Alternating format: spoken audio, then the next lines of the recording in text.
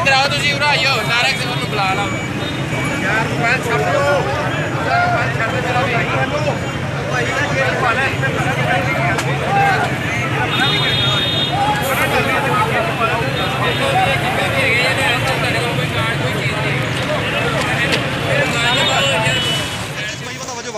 एक दफा फिर से आपको याद आ रहा होगा।